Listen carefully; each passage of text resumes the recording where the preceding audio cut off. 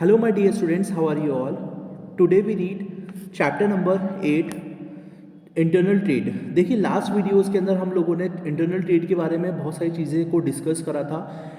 Internal trade कौन कितने type के होते हैं वो भी हम लोगों ने देखा था कि होलसेलर्स के बारे में हम लोगों ने सीखा था कि होलसेलर्स कितने टाइप के होते हैं और होलसेलर की क्या क्या कैरेक्टरिस्टिक्स होती हैं।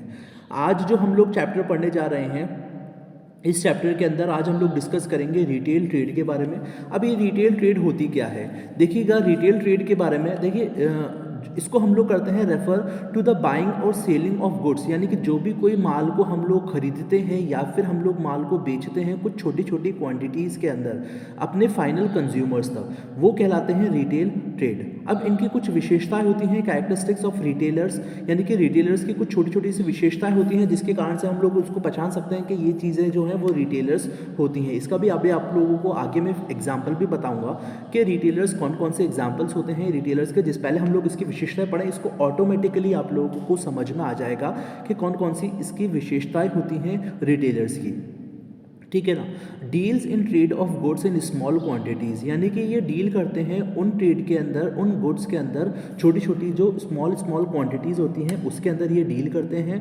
Offer a wide variety of products simultaneously, ठीक है। ये क्या करते हैं, बहुत सारे प्रोडक्ट्स को वाइड वेराइटी के अंदर प्रोडक्ट्स को ये ऑफर करते हैं लगातार। ऑपरेट इन लोकल मार्केट, और ये लोकल मार्केट के अंदर ही रहते हैं, जैसे या फिर हमारे घरों के पास अपनी कुछ शॉप्स बनाकर ये माल का ट्रेड करते हैं, ये गुड्स का ट्रेड करते हैं, ठीक है। The capital invested is relatively small as compared to the wholesalers, और इसके अंदर जो कैपिटल इन्वेस्टमेंट होता है रिलेटिवली छोटा होता है, कम होता है as compared to the wholesalers. Wholesalers के मुकाबले इनका जो कैपिटल इन्वेस्टमेंट होता है वो बहुत ज़्यादा कम भी होता है। जैसे कि देखिए, अब मैं आपको छोटा सा बता दूं, इसका सबसे ज़्यादा एग्जाम्पल है, सबसे ज़्यादा बड़ा वो है हमारा एग्जाम्पल इसका कैपिटल होलसेलर्स, ये इसका रिटेलर्स का वो है हमारा जो घरों के पास में जो जनरल स्टोर्स होते हैं वो इसके सबसे बड़े रिटेलर्स के एग्जांपल्स होते हैं, जिसको हम लोग उसके रिटेलर से ये क्या करते हैं, ये बड़े बड़े क्वांटिटी के अंदर मात्रा को छोटी छोटी क्वांटिटी के अंदर माल को बेचते हैं। इनके पास ज़्यादा माल नहीं होता है, ठीक है ना। और अपने जो कंज्यूमर्स होते हैं, लास्ट जो फाइनल कंज्यूमर्स होते हैं उस जगह तक वो लोगों को और उनके जो गुड्स होते हैं उन तक पहुंचाते हैं, ठीक है ना। अब इनके फंक्शंस क्या होते हैं, रिटेलर्स के फंक्शंस क्या होते हैं, कलेक्टिंग एंड असेंबलिंग गुड्स। इसके अंदर क्या होता है, कलेक्ट किया जाता है और असेंबल किया जाता है गुड्स को फ्रॉम वेरियस होलसेलर्स, अलग अलग अपने होलसेलर से इनको कलेक्ट किया जाता है और असेंबल किए जाते हैं गुड्स को, ठीक है ना। Selling goods in small and convenient units to the final consumer, इससे क्या करते हैं, माल को वो बेचते हैं कन्वीनियंट यूनिट के अंदर और अपने फाइनल कंज्यूमर्स तक। Providing storage and credit facilities, ठीक है। ये क्या करते हैं, ये प्रोवाइड करते हैं स्टोरेज को और क्रेडिट फैसिलिटीज़ को ये प्रोवाइड करते हैं। Collecting market information for wholesalers and customers, ये इन्फॉर्मेशन को मार्केट से कलेक्ट करते हैं। अब होलसेलर्स को, आपके होलसेलर्स को क्या चाहिए या फिर कस्टमर्स को क्या चाहिए, और आगे तक ये चीज़ों को पहुंचाते हैं जिससे कि माल की प्रोडक्शन ज़्यादा से ज़्यादा हो सके। देखिएगा, अब हमारा एक सबसे इम्पॉर्टेंट चीज़ है, मैंने आपको हर एक पिक्चर के अंदर डायग्राम भी बना के दे रखा है इस वाले के, ऐसे कि हम लोग इसको किस तरीके से वापस से रिवीजन भी कर सकते हैं, ये साथ साथ हमारा रिवीजन भी हो जाएगा, ठीक है ना। इसीलिए मैंने आप लोगों को ये पिक्चर्स दे रखी हैं जिससे कि आप लोग बहुत ही ज़्यादा एग्जाम टाइम के अंदर इसको रिवाइज करके एग्जाम के अंदर लिख सकें सब्जेक्टिव टाइप पेपर्स के अंदर, ठीक है। तो हम लोग इसकी सर्विसेज पढ़ेंगे, services by retailers to manufacturers and wholesalers. क्या होती है सर्विसेज रिटेलर्स की, मैन्युफैक्चरर और होलसेलर्स के साथ, ठीक है। देखिए, इसको याद करने का तरीका क्या है, आप एग्जाम के अंदर सिर्फ इतना सा चीज़ को याद करें, ठीक है ना। ये पूरा फॉर्मेट है, ये पूरे फॉर्मेट को आप सिर्फ चीज़ को याद करें। आप चाहें तो इसकी स्नैपशॉट लेकर अपने पास भी रख सकते हैं और अपने नोट्स बना सकते हैं, लेकिन अगर आप लोगों को ये नोट्स भी चाहिए तो मुझे व्हाट्सएप पे मैसेज कर दीजिएगा, मैं आप लोगों को पर्सनली ये व्हाट्सएप पर मैसेज कर दूंगा, ठीक है ना। ये notes to service rendered by retailers to manufacturers and wholesalers, manufacturers और होलसेलर्स के बीच में जो डिफरेंस, मतलब उनको जो सर्विसेज होती हैं मैन्युफैक्चरर से होलसेलर्स के बीच में, इस क्या करते हैं, ये प्रोवाइड यूजफुल इन्फॉर्मेशन, जो बहुत ही ज़्यादा इंपॉर्टेंट यूजफुल इन्फॉर्मेशन है उसको प्रोवाइड करते हैं। Facilitate distribution of goods, help in promotion of goods, और हेल्प करते हैं प्रमोशन ऑफ गुड्स के लिए।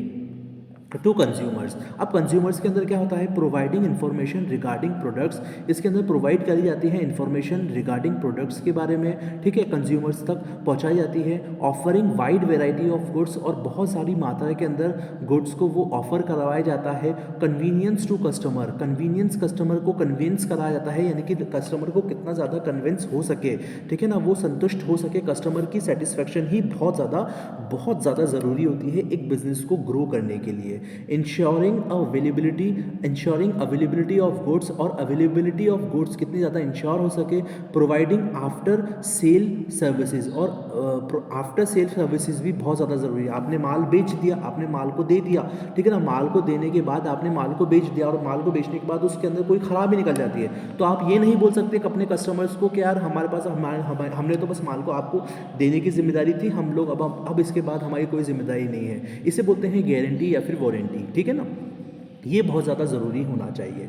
अब provide useful information such as the tests and preferences of customer, prevailing market conditions and level of competition in the market. इसके अंदर provide करी जाती है यूजफुल इंफॉर्मेशन की, such as the test and information of the customers, prevailing market condition and level of competition in the market. Market के अंदर कैसा प्रकार का कंपटीशन चल रहा है, मार्केट की कंडीशन कैसी चल रही है, ये सब चीज़ के बारे में इंफॉर्मेशन प्रोवाइड होना बहुत ज़रूरी है। इसी के बाद ही हम लोग माल को, गुड्स को अच्छे से सेल कर सकते हैं या फिर प्रॉफिट को अर्न कर सकते हैं। बी है हमारा facilitate distribution of goods to consumers for final consumption. इससे हम लोग क्या करते हैं, फैसिलिटेट करते हैं डिस्ट्रीब्यूशन ऑफ गुड्स, माल को डिस्ट्रीब्यूट करने के बाद टू द कंज्यूमर्स को, जब तक कि कंज्यूमर्स उस चीज़ को फाइनल को कंज्यूम ना कर सके, तब तक कि हम लोग वो वाले गुड्स को, सर्विसेज को प्रोवाइड करवाते हैं हमारे कस्टमर्स तक। Helps in promotion of goods. अब देखिए प्रमोशन ऑफ गुड्स यानी कि जो गुड्स होता है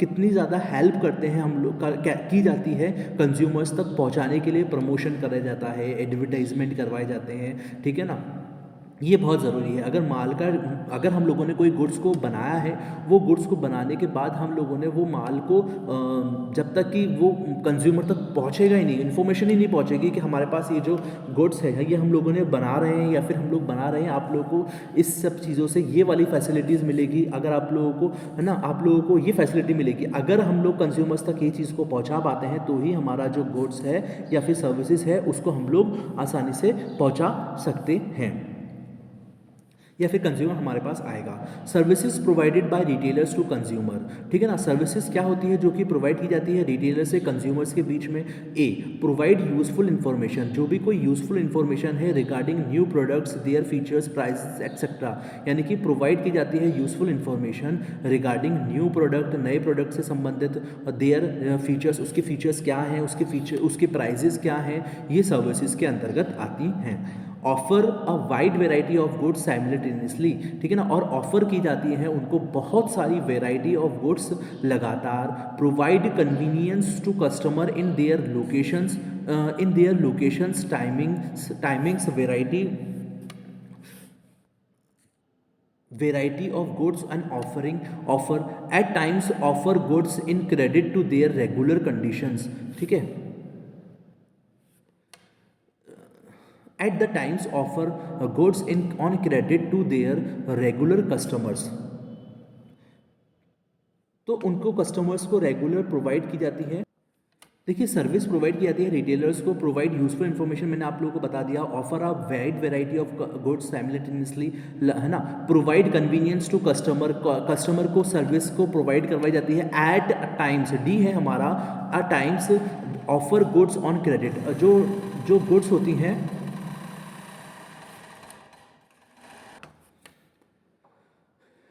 at times offer goods on credit at their regular customer, और मतलब जब भी कोई अब गुड्स को ऑफर कराया जाता है क्रेडिट पर भी, अब उनके जो रेगुलर कस्टमर्स हैं उनके द्वारा। Ensure regular and timely availability of goods produced by different manufacturers, provide after sales, F है हमारा provide after sales services such as repair और रिप्लेस ऑफ गुड्स, यानी कि प्रोवाइड करी जाती है after sale services such as repair और replace of goods. देखिए मैंने आप लोगों को ऊपर भी बताया था अब देखिए सबसे इंपॉर्टेंट चीज़ है जो कि एग्जाम के अंदर 110% पूछा ही जाता है कि what is the difference between wholesalers and retailers. ये एग्जामिनर का सबसे फेवरेट क्वेश्चन है कि what is the difference between wholesalers and retailers. अब देखिए हम लोग इसको कुछ कैटेगरी हम लोगों ने बांट रखी है कि बेसिस ऑफ डिफरेंसेस, इस बेसिस के ऊपर हम लोग होलसेलर्स और रिटेलर्स को डिफरेंशिएट कर सकते हैं। फर्स्ट है हमारा स्केल ऑफ ऑपरेशंस। अब देखिए होलसेलर के अंदर जो स्केल ऑफ ऑपरेशन है ये बहुत ज़्यादा बड़ी स्तर पर किया जाता है और रिटेलर्स पर बहुत ज़्यादा छोटी लेवल पर करवाया जाता है। लिंकेज, होलसेलर का जो लिंक होता है वो बिटवीन मैन्युफैक्चरर्स और रिटेलर्स के बीच होता है। रिटेलर्स का जो लिंक होता है वो होता है बिटवीन होलसेलर्स एंड कंज्यूमर्स के बीच में।